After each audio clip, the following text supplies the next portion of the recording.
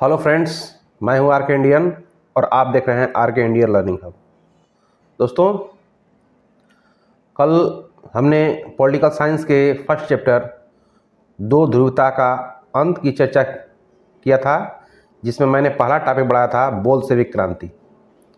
ठीक है, बोल्शेविक क्रांति मैंने पढ़ाया था। आज चलते हैं सेकेंड टॉपिक की तरफ, सोवियत प्रणाली। आखिर में सोवियत प्रणाली क्या थी,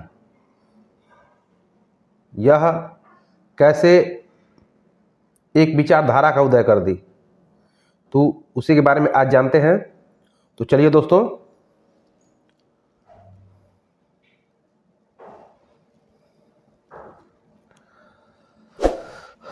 पहले एक देख लेते हैं टॉपिक कि दो ध्रुवता क्या है। ठीक है, तो हम जानते हैं कि द्वितीय विश्व युद्ध के बाद 1945 के बाद, ठीक है, दो महाशक्तियों का उदय हुआ। एक का नाम अमेरिका और दूसरे का नाम सोवियत संघ था। ये दोनों देश विश्व शक्ति के उभर के रूप में सामने आए और जो भी देश आज़ाद हो रहे थे, ठीक है, तो जिनका खिंचाव जिनके इस तरफ था वो उनके साथ चला जा रहा था। ठीक है दोस्तों, तो ये दो महाशक्तियाँ थी उस समय और दोनों महाशक्तियों के पीछे पीछे और देश धीरे धीरे शामिल हो रहे थे। ठीक है दोस्तों, तो दो ध्रुवता होता क्या है, तो जहाँ विश्व को संचालित करने के लिए दो शक्तियाँ, विश्व को संचालित करने के लिए दो शक्तियाँ हो, उसको बोलते हैं दो ध्रुवता। ठीक है, तो हमने क्या लिखा है, शीत युद्ध के दौरान पूरी दुनिया दो समूह में बटा था। ठीक है, अमेरिका और सोवियत संघ। ठीक है, एक समूह की अगुवाई अमेरिका कर रहा था और दूसरे की अगुवाई सोवियत संघ कर रहा था। इसे ही दो ध्रुवता कहते हैं। ठीक है दोस्तों, तो चलते हैं नेक्स्ट टॉपिक पे, सोवियत प्रणाली क्या है। दोस्तों, सोवियत प्रणाली है क्या आखिर में? ठीक है, सोवियत प्रणाली है क्या? तो सोवियत प्रणाली सोवियत संघ की एक राजनीतिक व्यवस्था थी। सोवियत प्रणाली सोवियत संघ की राजनीतिक आर्थिक व्यवस्था थी। अर्थात सोवियत प्रणाली का मतलब ऐसा तरीका जिसमें सोवियत संघ की सरकार चलती हो। ठीक है, जैसे आप संसदीय शासन प्रणाली पढ़ते हैं, अध्यक्षीय शासन प्रणाली पढ़ते हैं, ठीक है, उस तरह से एक व्यवस्था थी जिसका नाम था सोवियत प्रणाली। ठीक है, इसकी शुरुआत 1917 में, ठीक, बोल्शेविक क्रांति के बाद शुरू हुआ। लेनिन ने इसे शुरू किया, लेकिन बाद में इसे जोसेफ स्टालिन, लेनिन ने इसे शुरू किया। इस प्रणाली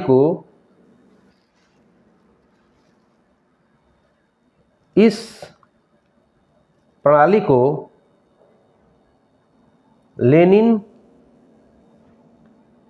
ने शुरू किया और बाद में स्टालिन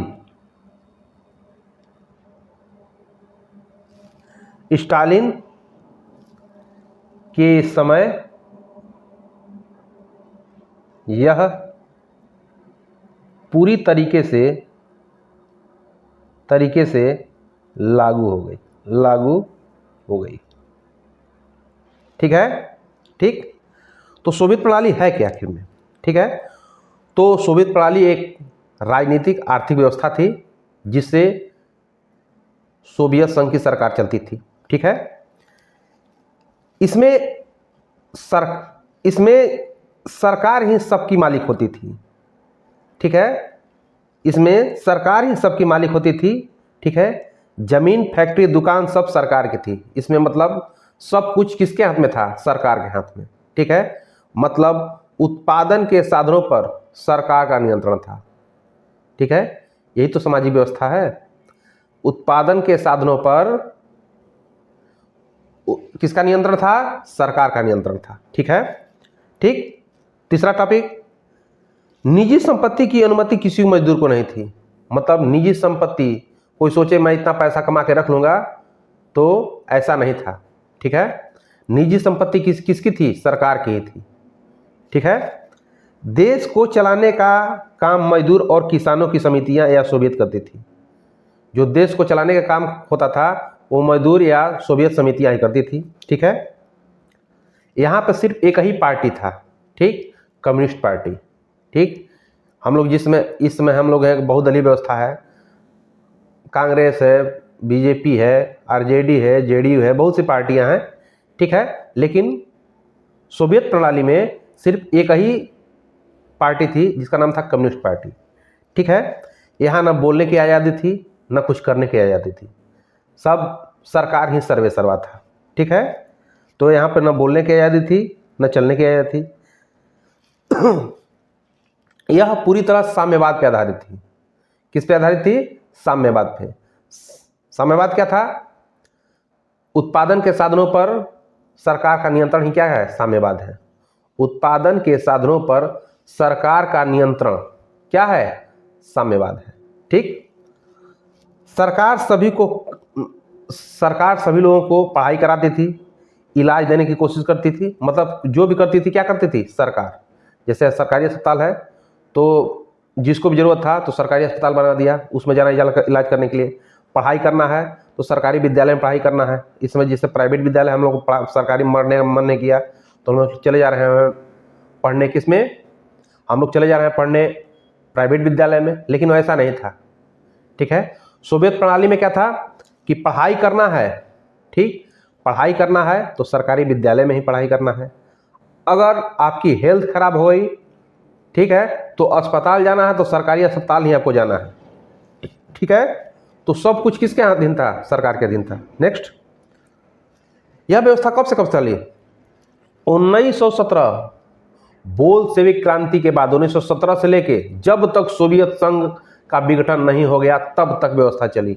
मतलब 1917 से लेके 1991 तक ये व्यवस्था चलती रही। ठीक है, 1917 की रूसी क्रांति के बाद, ठीक, रूसी क्रांति के बाद समाजवादी सोवियत गणराज्य यूएसएसआर की स्थापना हुई। ठीक है, 1917 के बाद किसकी स्थापना हुई? ठीक, समाजवादी सोवियत गणराज्य यूएसएसआर की स्थापना हुई। इस प्रणाली का उद्देश्य समतामूलक समाज बनाना था। ये प्रणाली चाहती थी कि सबको समान रखा जाए, सबको समान रखा जाए, यहाँ ना कोई गरीब हो ना कोई अमीर हो। ठीक है, ये क्या चाहता था? यह प्रणाली कैसे क्या चाहता था कि सबको समान अवसर दिया जाए, कोई न बड़ा है ना कोई छोटा, सब क्या है? बराबर है। ठीक है, ठीक, जिसने पूंजीवाद और निजी संपत्ति को खत्म करके, मतलब यहाँ पर किसी को बड़ा नहीं बनना है। कोई व्यक्ति आज देखो किसी के पास पैसा अधिक है, किसी के पास पैसा कम है, लेकिन उस प्रणाली में नहीं था। इस प्रणाली में था कि सभी लोग क्या है? बराबर रहेंगे। अगर हमको 5 रुपये मिल रहा है तो बगल वाले को 5 रुपये मिलेगा, तीसरे को 5 रुपये मिलेगा। मतलब सबको कितनों काम करो लेकिन पैसा कितना मिलना है? जितने की आपको जरूरत है। ठीक है, ठीक, तो ये समानता पर आधारित थी, ना कोई बड़ा था ना कोई छोटा। ठीक है, और यह किसका विरोध कर रही थी? पूंजीवाद। किसका विरोध कर रही थी? पूंजीवाद की। ठीक है, कोई दिक्कत?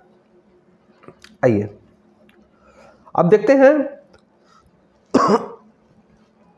हैं कि सोवियत प्रणाली की सकारात्मक विशेषताएं क्या हैं। क्या है इसमें विशेषता? क्या है? सोवियत प्रणाली में पूंजीवाद का विरोध किया और समाजवाद को अपनाया। ठीक है, सोवियत प्रणाली क्या थी? इसने पूंजीवाद को हमेशा ही विरोध किया। हमेशा क्या किया? विरोध किया और समाजवाद को अपनाया। ठीक है, समाजवाद को अपनाया। ठीक है, सोवियत संघ का अपने नागरिकों के लिए न्यूनतम जीवन स्तर सुनिश्चित करना और बेरोजगारी न हो, इसका कोशिश किया। ठीक है, सोवियत संघ ने क्या किया? ठीक है, कि जो भी लोगों की ज़रूरतें हैं उनकी पूर्ति किया जाए। ठीक है, और ऐसे किया जाए सबको काम का अवसर दिया जाए, किसी को काम की कमी ना हो, किसी को बेरोजगारी ना हो। ठीक है, मतलब लोग क्या रहे? समान रहे, ना कोई बड़ा रहे ना कोई छोटा रहे।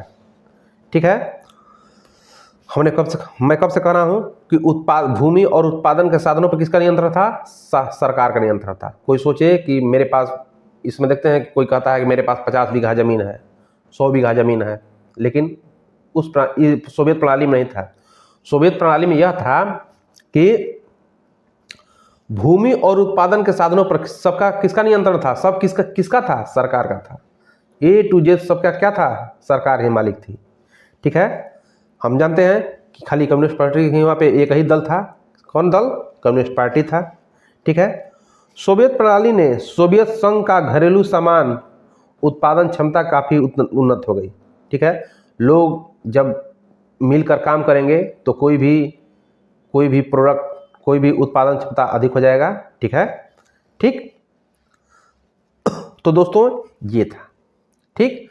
कुल मिलाया जाए तो सोवियत प्रणाली क्या था? सोवियत प्रणाली था एक राजनीतिक आर्थिक व्यवस्था थी जो सोवियत संघ को चलाती थी। उसमें यह था कि न कोई बड़ा है न कोई छोटा। ठीक है। सबका मालिक कौन है? सबका मालिक है सरकार। मतलब सबको समान अवसर, सबको समान अवसर, न कोई बड़ा बनेगा न कोई छोटा। ठीक है। सबको समान अवसर होना चाहिए। ठीक। वहाँ पे एक ही पार्टी की सरकार थी। ठीक। सिर्फ एक पार्टी, कम्युनिस्ट पार्टी। ठीक है। सरकार सबको, ठीक है, सरकार सबको समान अवसर देती थी। ठीक है। सबको उसकी ज़रूरत के अनुसार से पैसा मिलता था। कोई संपत्ति को अगर कमा भी ले तो रख नहीं सकता था, क्योंकि सबका नियंत्रण किसका था? सरकार का था। ठीक है। ठीक। यहाँ पे जो प्रेस है, मीडिया है, यहाँ पे कोई सरकार के खिलाफ बोल नहीं सकता था। ठीक है। समाजवादी प्रणाली में सरकार के खिलाफ, आज हम लोग लोकतंत्र में क्या है कि हम लोग कोई भी सरकार हो अगर गलत काम करती है तो मुर्दाबाद मुर्दाबाद के नारा लगाने लगते हैं, लेकिन साम्यवाद में नहीं है। साम्यवाद में आप सरकार के खिलाफ नारा नहीं लगा सकते।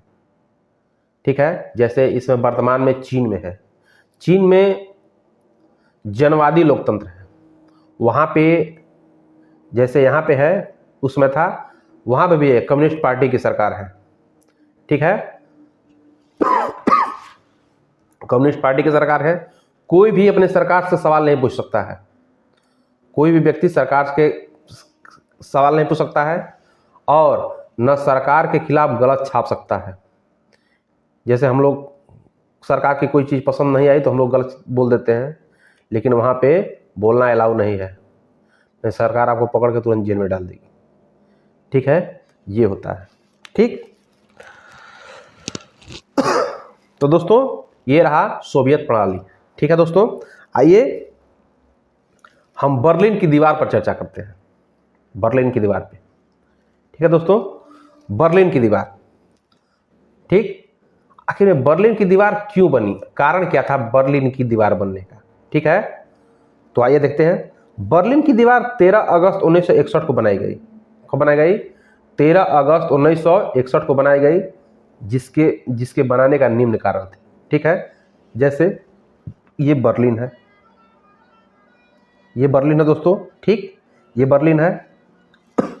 इधर सोवियत संघ था, सोवियत संघ, सोवियत संघ था। इधर अमेरिका था। ये बर्लिन पूरा है, ये बर्लिन पूरा है। ठीक है। लेकिन जो एक है पूर्वी बर्लिन, पूर्वी बर्लिन, एक है उत्तरी बर्लिन, बर्लिन। ठीक।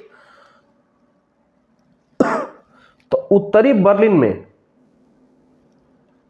किसका प्रभाव था? अमेरिका का प्रभाव था। और पूर्वी बर्लिन में किसका प्रभाव था? सोवियत संघ का प्रभाव था। ठीक है। उत्तरी बर्लिन में अमेरिका का प्रभाव और पूर्वी बर्लिन में सोवियत संघ की प्रभाव। ठीक है। तो इन दोनों के बीच, बर्लिन में इन दोनों के बीच दीवार बना दी गई। कब? 13 अगस्त 1961 को बनाई गई। क्यों बनाई गई? आइए देखते हैं। पूर्वी जर्मनी के लोग पलायन को रोकने के लिए, मतलब पूर्वी इधर के लोग इधर नहीं जा पाए, इधर के लोग इधर नहीं जा पाए, पूर्वी जर्मनी के लोग पश्चिमी जर्मनी में न जाएं, इसी पलायन को रोकने के लिए। ठीक है। रोकने के लिए पूर्वी जर्मनी से लाखों लोग बेहतर जीवन, नौकरी और स्वतंत्रता के लिए पश्चिमी जर्मनी जा रहे थे। ठीक है। लोग जानते थे कि पश्चिमी जर्मनी में पूंजीवादी व्यवस्था है, वहाँ पे लोग अमीर बनने का अवसर मिलता है, ठीक है, नौकरी अच्छा मिल जाएगी। इसीलिए पूर्वी जर्मनी से लोग कहाँ भाग रहे थे?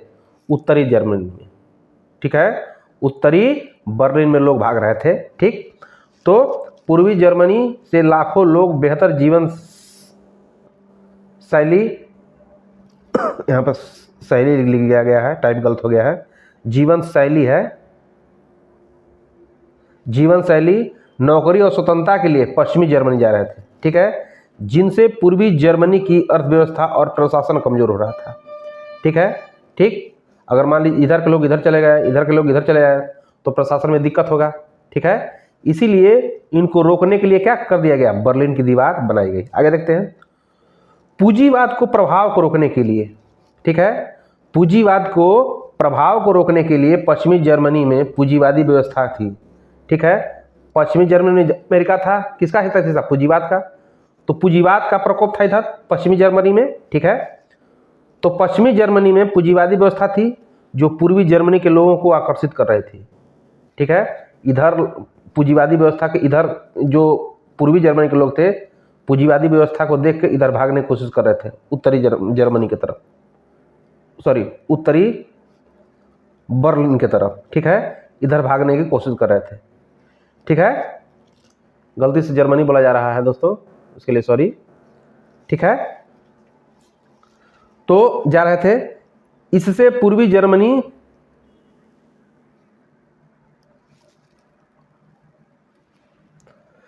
की अर्थव्यवस्था और प्रशासन कमजोर हो रहा था, ठीक है।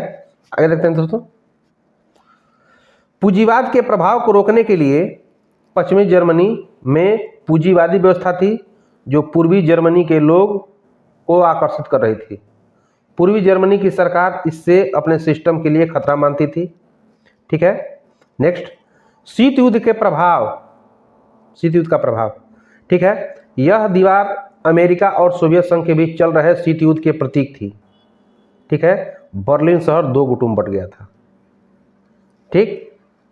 नेक्स्ट, बर्लिन की दीवार की लंबाई लगभग 150 किलोमीटर, जो दीवार था, इसको जो बनाया गया था, जो दीवार था वो बनाया गया था पूरा उत्तरी बर्लिन और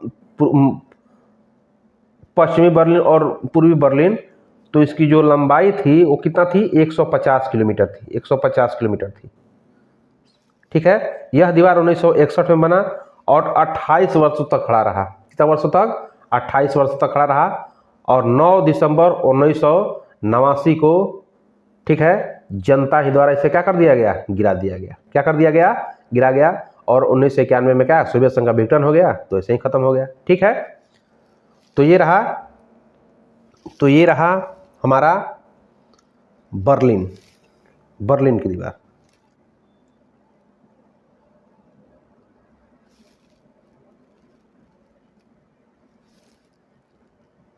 ठीक है दोस्तों, चलते हैं अब।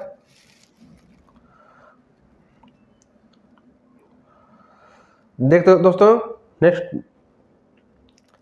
पहली दुनिया के देश क्या होते हैं, ठीक है। हम जान देते हैं पहली दुनिया के देश क्या होते हैं और दूसरी दुनिया के देश क्या होते हैं। पहली दुनिया के देश उस देश को कहते हैं जिसने पूंजीवाद को माना, जो पूंजीवाद को विचारधारा को रखता था, उसे पहली दुनिया के देश बोलते हैं, ठीक है। देखिए, पहले दुनिया के देश वे देश कहलाते हैं जो शीत युद्ध के समय पूंजीवाद विचारधारा को मानते थे, जिसका नेतृत्व अमेरिका कर रहा था, ठीक है। तो पहली दुनिया के देश को उसको बोलते हैं जो पूंजीवाद विचारधारा को माने, उसको क्या बोलते हैं? पहली दुनिया के देश। दूसरी दुनिया के देश किसे बोलते हैं? वैसा देश जो समाजवादी या साम्यवादी विचारधारा को माने, ठीक है, उसको, जिसका नेतृत्व यूएसएसआर या सोवियत संघ कर रहा था, ठीक है, उसे हम दूसरी दुनिया के देश कहते हैं, ठीक है। तो पहली दुनिया के देश जो पूंजीवादी विचारधारा को माने, ठीक है। दूसरी दुनिया के देश जो साम्यवादी या समाजवादी विचारधारा को माने, ठीक है दोस्तों। तो ये वीडियो बहुत बड़ा हो गया, लगभग 20 मिनट का वीडियो हो गया। तो 2 टॉपिक आज मैंने कराया, ठीक, 2 टॉपिक कराया, सोवियत संघ और बर्लिन की दीवार। ठीक है, दो चीज और रह गया, शॉक थेरेपी और भारत और रूस संबंध। दो कल करा के ये चैप्टर खत्म हो जाएगा। ठीक है, तो बस दोस्तों आज के लिए बस इतना ही। और वीडियो अगर आपको अच्छा लगा है तो वीडियो अपने दोस्तों के साथ फैलाएं। ठीक है, चैनल को सब्सक्राइब करें, लाइक करें, कमेंट करें और कमेंट में बताएं कि लेक्चर आपको कैसा लगा। ठीक है, कमेंट ही ऐसा माध्यम है जिससे हम और आप जुड़े हुए हैं। कमेंट ही एक जरिया है, तो कमेंट में ज़रूर कुछ लिखें और अपनी प्रतिक्रिया दें। अच्छा लगा तो अच्छा, बुरा लगा तो बुरा। ठीक है दोस्तों, तो इन्हीं शब्दों के साथ शुभ रात्रि, जय हिंद, थैंक यू।